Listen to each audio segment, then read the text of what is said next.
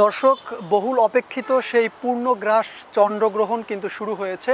ইতোমধ্যে আমরা ঢাকার আকাশে দেখছি যে চাঁদটি রয়েছে। এখন পর্যন্ত কিন্তু আমরা চাঁদের কোনো পরিবর্তন আমরা দেখিনি খুব বেশি। তবে তথ্যমতে কিন্তু ইতোমধ্যে আংশিক চন্দ্রগ্রহণ শুরু হয়েছে এবং আমরা দেখছি চাঁদের ঠিক একটি পাশ কিন্তু একটি ছায়া আমরা দেখতে পাচ্ছি। আমরা যদি আপনাদেরকে একটু জানিয়ে রাখি যে এই চন্দ্রগ্রহণটা কিভাবে হয়, হয়তো অনেকেই জানেন, তারপরে বলছি।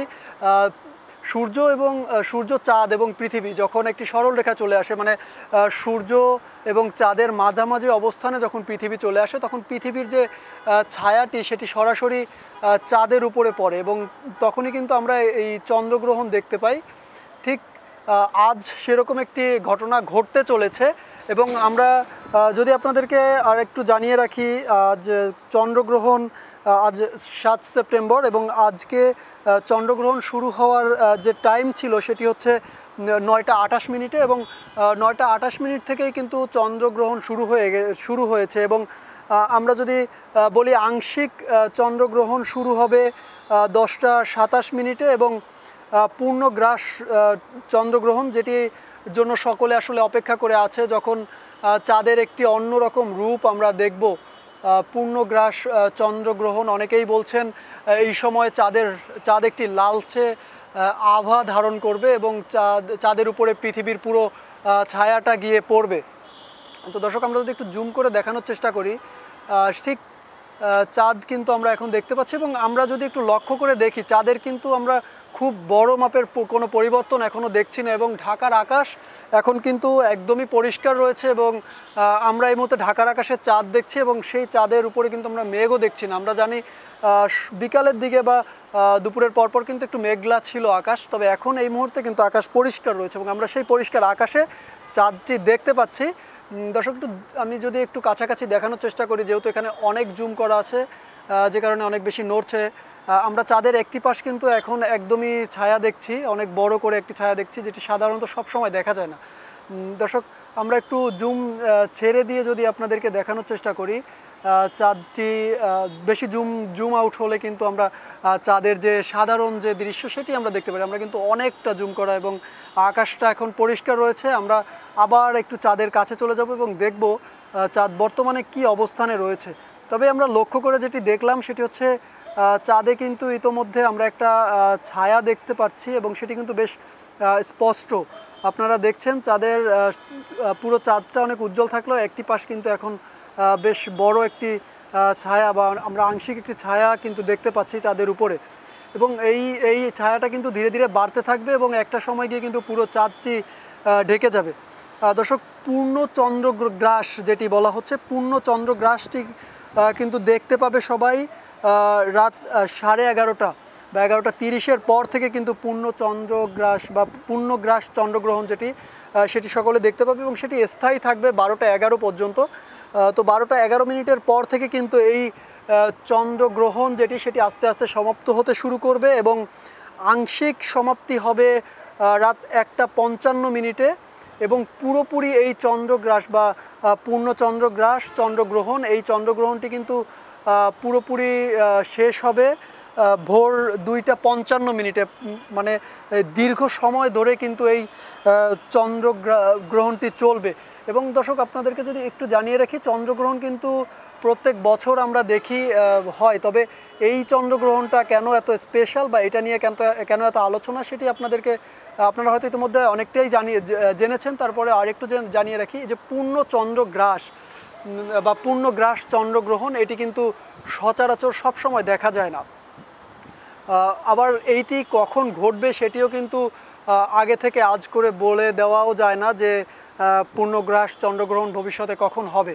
তবে এটি মাঝে মাঝে দু একবার এরকমটি দেখা যায় যখন পূর্ণগ্রাস চন্দ্রগ্রহণ ঘটে এবং এই পূর্ণগ্রাস চন্দ্রগ্রহণে কিন্তু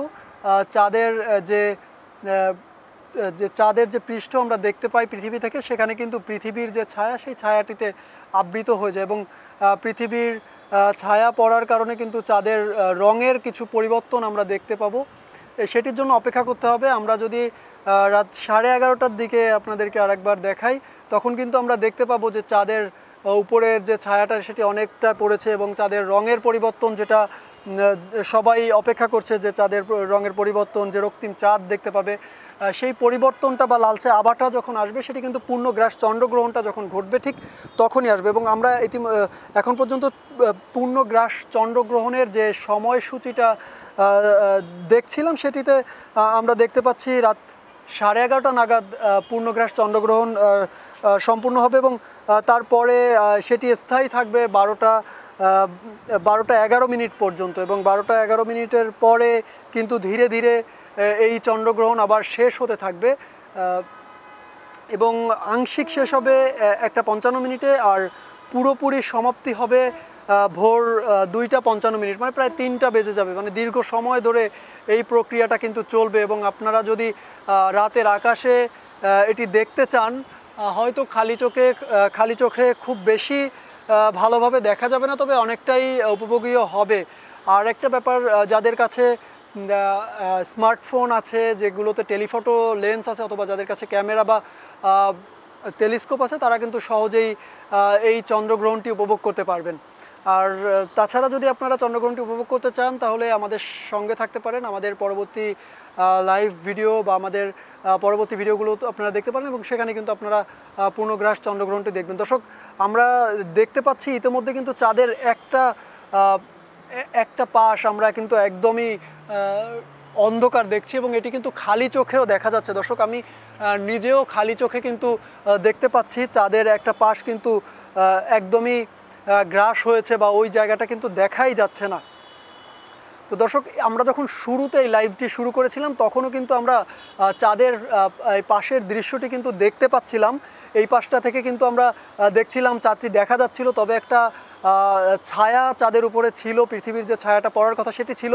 কিন্তু এখন আমরা এই মুহূর্তে চাঁদের যে অবস্থান দেখতে পাচ্ছি সেখানে কিন্তু আমরা দেখছি যে চাঁদের একটা অংশ বা আংশিক চন্দ্রগ্রহণ যে ঘটেছে এটি কিন্তু আমরা একদম খালি চোখেই দেখতে পাচ্ছি এবং ক্যামেরাতে আরও স্পষ্ট দেখা যাচ্ছে, যেখানে আমরা চাঁদের একটা পাশ কিন্তু একদমই দেখছি যে এখান থেকে এটি দেখাই যাচ্ছে না বা এই গ্রাসটি হচ্ছে। এবং এভাবে করেই কিন্তু পুরো চাঁদ এক সময় আধারে ঢেকে যাবে, তখন চাঁদের উপরে একটা রক্তিম আভা বা লালচে আভা আমরা দেখতে পাবো, যেটিকে বলা হচ্ছে রক্তিম চাঁদ বা পূর্ণগ্রাস চন্দ্রগ্রহণ। দর্শক, ঢাকার আকাশ থেকে আপনাদেরকে সরাসরি এই চন্দ্রগ্রহণ দেখানোর চেষ্টা করছি। দর্শক, আমরা আরও একটু জুম করে আরও একটু কাছ থেকে যদি আপনাদেরকে চন্দ্রগ্রহণ দেখানোর চেষ্টা করি। দর্শক, অনেক জুম করার কারণে কিন্তু ক্যামেরার যে ছবির কোয়ালিটি সেটা কিছুটা খারাপ হলেও আমরা চেষ্টা করছি আপনাদেরকে দেখানোর জন্য। দেখুন, আমরা যদি এখন দেখানোর চেষ্টা করি আপনাদেরকে, যেহেতু আমি ক্যামেরার পেছনে রয়েছে, ঠিক আমার বাম দিকটাতে চাঁদের একটা পাশ একেবারেই কিন্তু ঢেকে যাচ্ছে ধীরে ধীরে। এবং আমরা শুরু যখন করেছিলাম তখনও কিন্তু দেখেছি আমরা এই পাশটা দেখা যাচ্ছিল। দর্শক, আমরা যদি একটু জুম আউট করে আপনাদেরকে দেখানোর চেষ্টা করি, চাঁদের অন্য পাশটা যদি আমরা একটু জুম করি, আমরা কিন্তু দেখব যে এই দিকটা কিন্তু একেবারে পুরো যে গোল চাঁদ সেটি কিন্তু আমরা দেখতে পাচ্ছি। কিন্তু আমরা ঠিক যখনই বাম দিকটাতে যাচ্ছি, ঠিক বাম দিকটাতে কিন্তু আমরা দেখছি যে একটা কালচে আভায় চাঁদটা কিন্তু ধীরে ধীরে ঢেকে যাচ্ছে এবং এটি যে চন্দ্রগ্রহণ এটি কিন্তু আমরা স্পষ্ট বুঝতে পারছি এবং দেখতে পাচ্ছি যে চন্দ্রগ্রহণ শুরু হয়েছে এবং সেই চন্দ্রগ্রহণের ফলেই কিন্তু চাঁদটি ধীরে ধীরে ঢেকে যাচ্ছে। চাঁদটি ধীরে ধীরে একটি ছায়ার মধ্যে চলে যাচ্ছে এবং এটি হচ্ছে চন্দ্রগ্রহণ।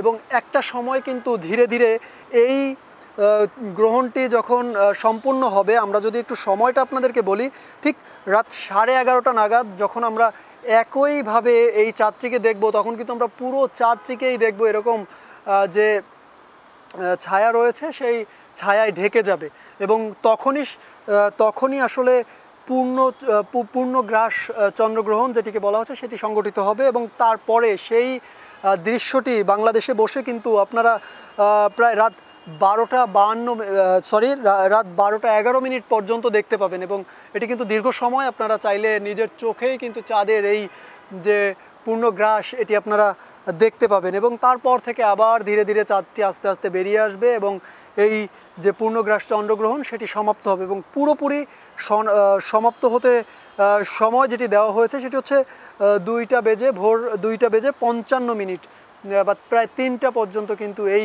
প্রক্রিয়া চলবে।